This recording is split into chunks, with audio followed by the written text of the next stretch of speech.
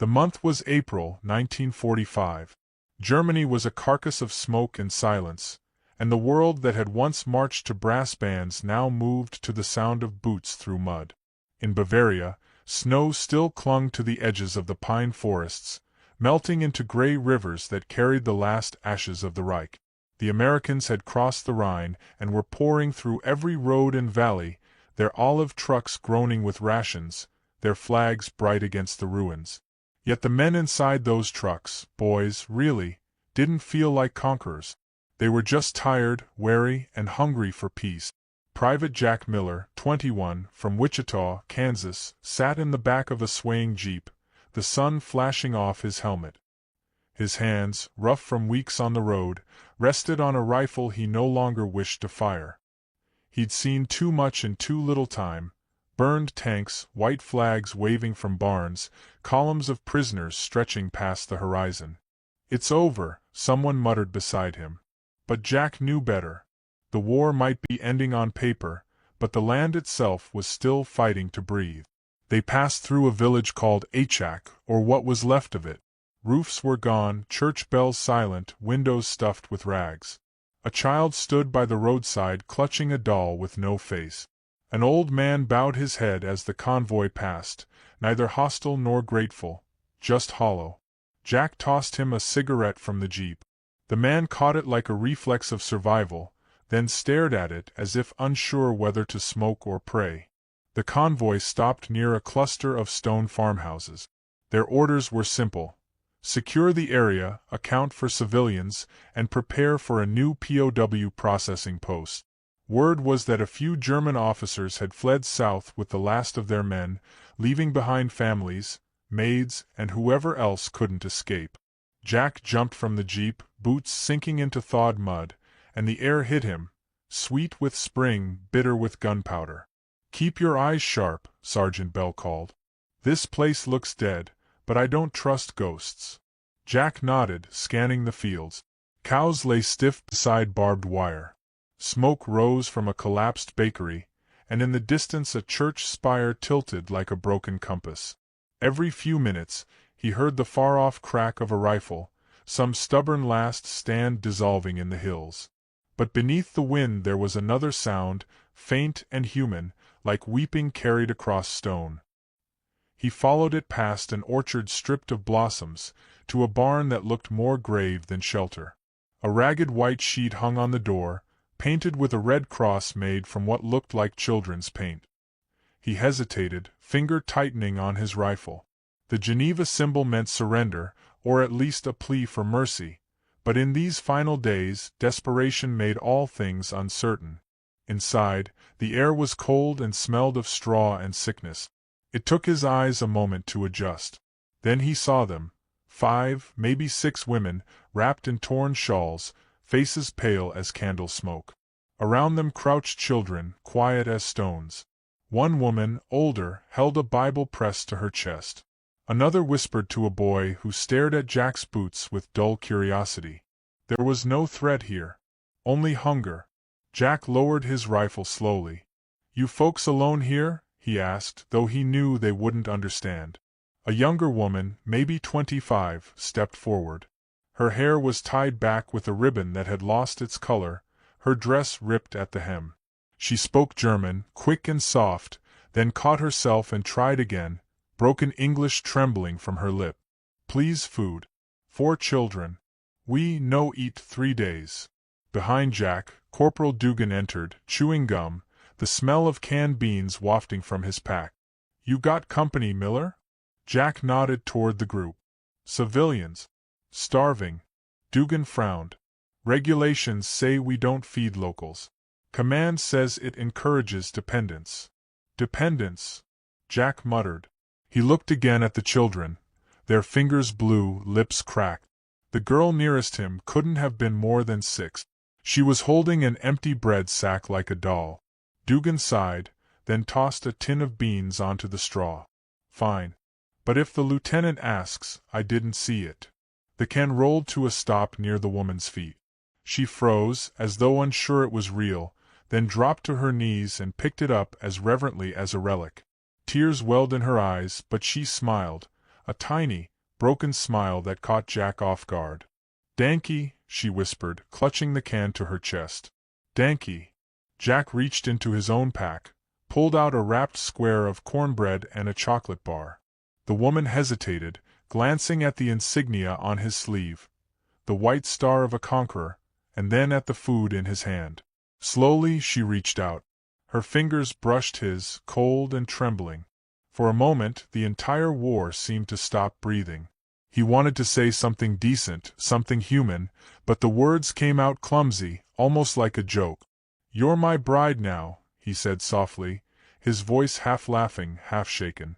The soldiers behind him chuckled, but the woman didn't understand the humor.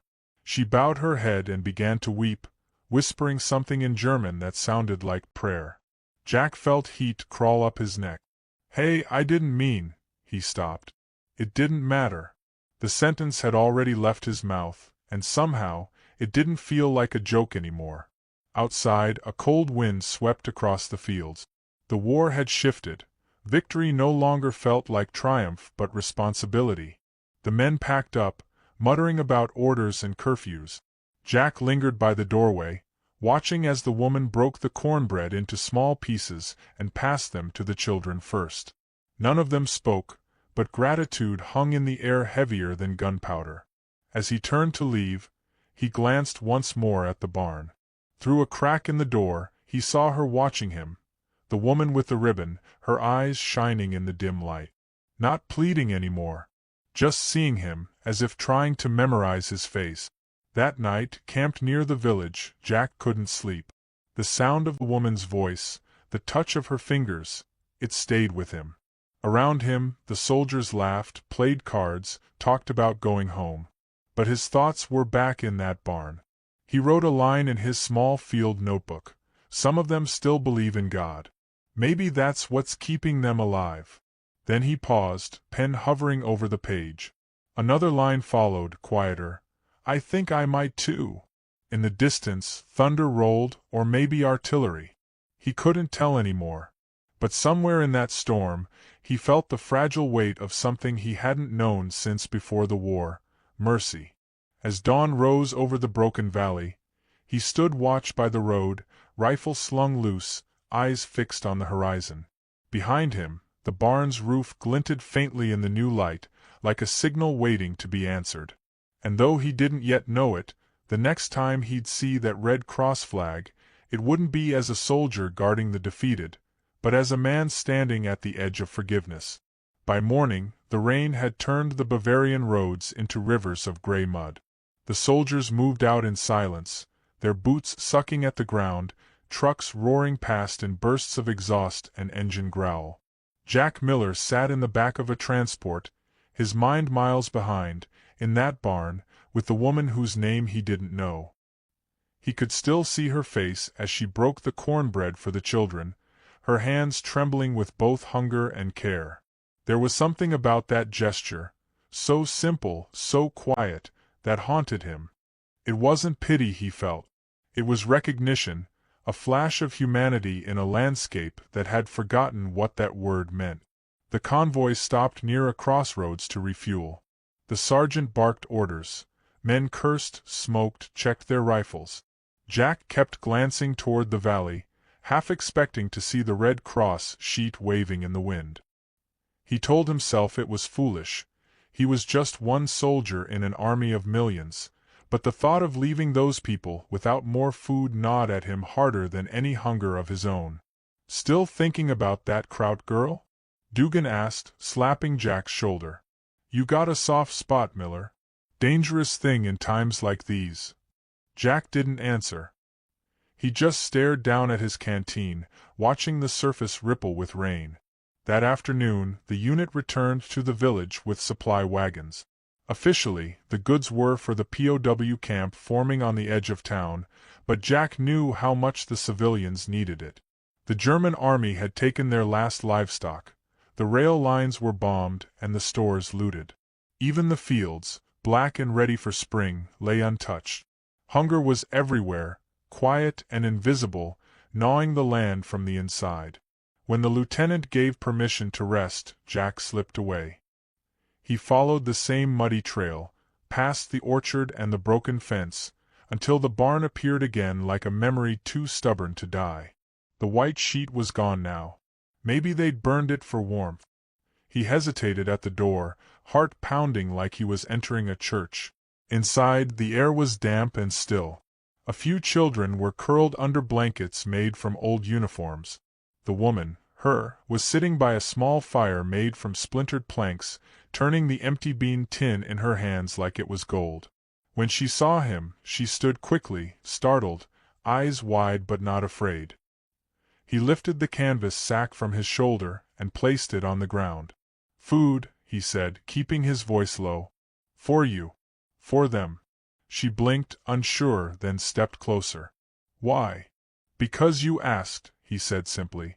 He knelt and opened the sack. 2 more tins of beans, a small loaf, and another chocolate bar. Her breath caught. For a moment she just stared, and then she pressed a hand to her mouth, whispering something that sounded like, "Gott segne dich, God bless you." He smiled faintly.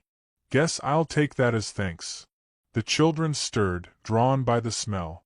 She motioned them over, dividing everything with mathematical precision. Each child a share, herself last. She didn't eat until they were finished, and even then, she tore the loaf's crust so small it barely filled her palm. Jack watched in silence, his throat tight. "You're not from here," she said finally, her accent careful but soft.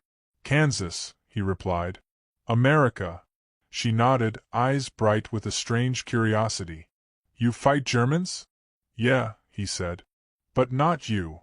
Something like relief passed over her face. "My husband, he died near Nuremberg," she murmured. "No letter.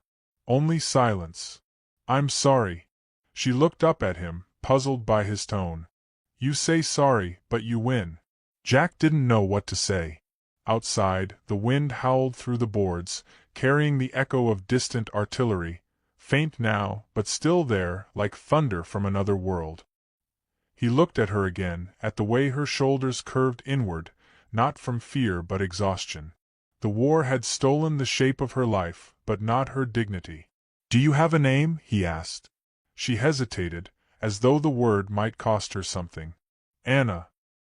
He repeated it softly, letting it settle in the air. "Anna." She nodded. "And you?" "Jack." There was a pause, an awkward, tender stillness that filled the barn like breath. She smiled faintly for the first time, her face softening.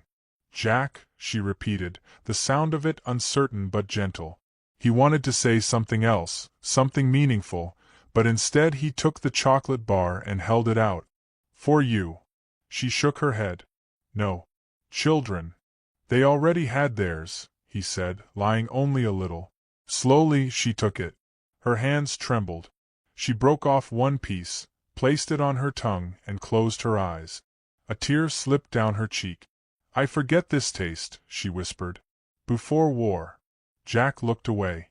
No one should have to forget something like that. For a moment they said nothing. The only sound was the crackle of the small fire. Jack felt the absurd urge to stay, to guard them, to fix what couldn't be fixed. But he knew orders would come soon, and if the lieutenant found out he was feeding civilians, there'd be hell to pay. He rose slowly. "I'll come back tomorrow," he said. She looked alarmed. "No can. They find you." He smiled a little. "Let them try." Before she could reply, footsteps echoed outside. Jack froze. Through the gap in the planks, he saw 2 soldiers from his unit walking past, rifles slung, laughing. He waited until their voices faded, then turned back to Anna. "I have to go." She stepped closer, close enough that he could smell the faint trace of smoke and soap on her clothes. "You are a good man," she said, her voice almost breaking. "But good men die in war." "Not all of them," he said, though it didn't sound convincing. Her eyes searched his. "You say, I am your bride." Jack felt the blood rush to his face. He hadn't realized she'd understood those words. "It was a joke," he said quickly. "I just meant, you don't have to beg anymore." But she didn't seem offended. Instead, she nodded slowly, as if translating the sentence into something sacred. Then, I remember. He swallowed, unable to answer. Somewhere in that dim barn, the word bride had stopped meaning marriage. It had become a promise, a fragile bridge across everything war had broken. When he finally stepped into the gray daylight, the sky was clearing. The rain had stopped, and sunlight glinted off the wet grass, sharp and silver. He stood there for a moment, listening to the distant hum of trucks, the world resuming its machinery of occupation.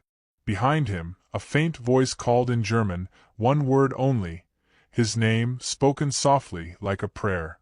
Jack. He turned, but she was just a shadow framed by the barn door. The children huddled around her, their small faces lit by the firelight. He raised his hand, uncertain whether it was a salute or a farewell. The wind carried the scent of spring and something else, hope fragile as a match flame. And as he walked back toward camp, he knew the rules would not stop him. Something stronger had begun to take hold, a hunger that no ration or order could fill. He didn't see the two soldiers watching from the hill, their cigarettes glowing faintly in the dusk. The days blurred together in the soft collapse of war. Each sunrise brought a quieter kind of destruction, villages stripped of men, fields crawling back toward life, and silence thick enough to feel sacred. The guns had stopped in most directions, but the aftermath had its own sound. Boots through puddles, church doors creaking open for the first time in years, and the faint clang of tin cups in refugee camps. For Private Jack Miller, the end of combat had not brought peace. It had brought conscience. He found excuses to stay near Achak. Guard duty, fuel runs, supply tallies. The lieutenant was too busy dealing with surrenders to notice one soldier disappearing for a few hours at a time. Each visit to the barn felt like trespassing into another world, one that no longer belonged to the army or the war. Anna met him differently each time. The first day, she was wary. The second, she offered him coffee boiled from scorched grain. By the third, she was laughing quietly when he tried to pronounce her name with the right German softness. The sound startled him. It had been months since he'd heard laughter that wasn't laced with madness or relief. The children had begun to treat him like a figure from a story. They'd rush to the door when they saw his shadow, tugging at his sleeves, begging for tales of America. Jack told them about wheat fields and rivers wider than roads, about Christmas lights strung across towns and soda bottles that hissed when opened. They didn't understand every word, but they understood hope. Anna watched, her arms folded loosely, eyes steady. "You speak like a priest," she said one evening. He chuckled.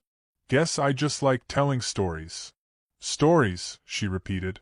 "That is what people do after war. Tell stories to remember or to forget." He looked at her then, at the smudges of soot on her cheeks, the way her hair caught the glow of the lantern. "Which one are you doing?" "Both," she said, and turned away. Outside, the hills glowed with the orange of late spring. American trucks thundered in the distance, carrying prisoners toward camps that smelled of diesel and disinfectant. Jack knew fraternization was forbidden.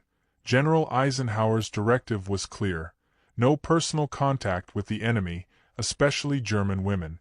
But as days passed, the rule began to feel like a relic of another war, one fought by men who'd never seen what starvation did to grace.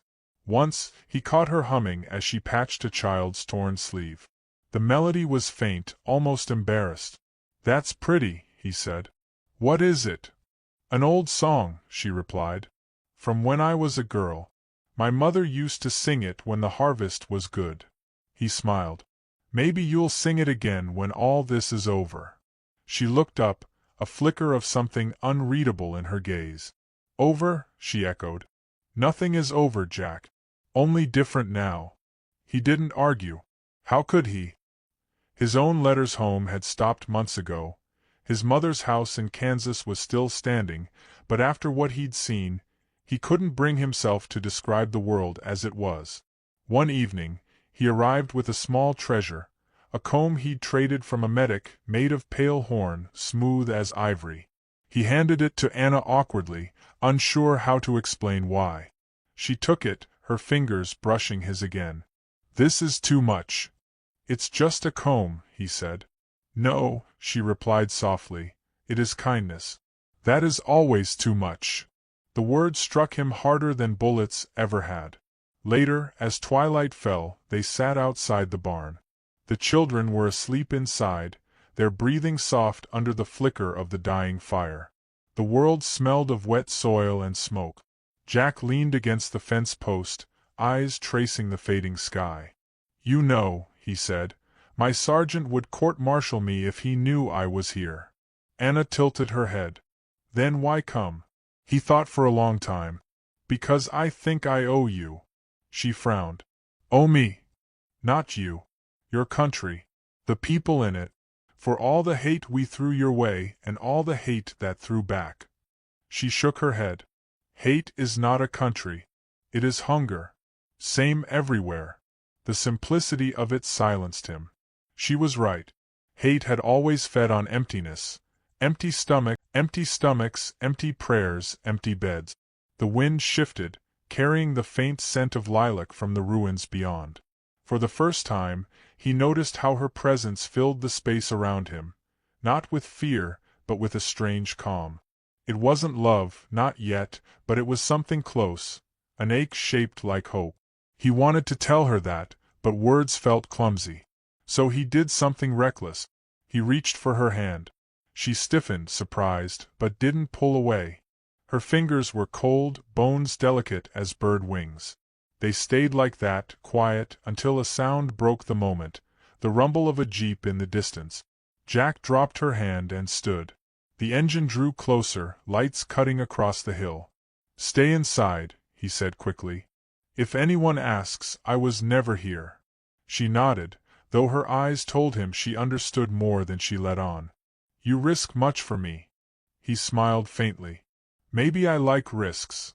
The jeep stopped on the road, headlights sweeping across the barn. Jack stepped into the shadows, pretending to check his rifle. Two military policemen climbed out, their voices sharp in the night. "You Miller?" one called. "Lieutenant wants you." "Now." Jack forced a casual salute. "On my way." As he turned to leave, Anna appeared at the barn door, half hidden by darkness. Their eyes met for a fraction of a second, enough to carry every word neither dared to speak. Back at camp, the lieutenant's tone was clipped. "You've been off your post 3 times this week. Care to explain?" "Scouting supply routes," Jack lied. The lieutenant narrowed his eyes. "Watch yourself, Miller. There's fraternization talk going around. You feed civilians, you answer to me." "Understood." Jack nodded, feeling the burn of guilt rise in his chest. When he returned to his cot, he found a folded note tucked beneath his helmet. No name, no signature. Just a line written in careful English letters. "Thank you for remembering I am human." He read it twice, then slipped it into his pocket. Sleep never came. By dawn, the MPs were gone, but their jeep tracks scarred the mud near the barn. Jack went anyway. The place was empty, the fire cold, the blankets gone. For a moment he thought she'd fled. Then he saw something on the ground, the horn comb tied with the faded ribbon from her hair. He knelt and picked it up, fingers trembling. The world outside buzzed with victory, but inside him, everything felt hollow. As he turned to leave, a faint voice drifted from behind the barn. He spun, heart pounding, and there she was, standing by the fence, sunlight in her hair, children beside her. She smiled, tired but alive. "You come back," she said softly. He exhaled, laughter breaking through his relief. "Guess I'm not much good at orders." Her smile deepened, but before he could speak again, a sound cracked through the morning, the distant growl of another jeep. This one carried a white star and the sharp clang of authority. Jack's hand went to his helmet. "Anna," he whispered, "go inside. Please." She didn't move. Her eyes searched his face, steady and unafraid. And in that breathless moment between sunlight and discovery, mercy itself seemed to hold its breath. The jeep stopped in a spray of mud, its white star bright against the gray dawn. 2 military policemen stepped out, their boots crunching through frost. The air was sharp enough to cut breath. Jack Miller stood frozen by the fence, the ribbon and comb still clutched in his hand. Anna didn't move. Behind her, the children's faces peeked from the barn door, pale as ghosts.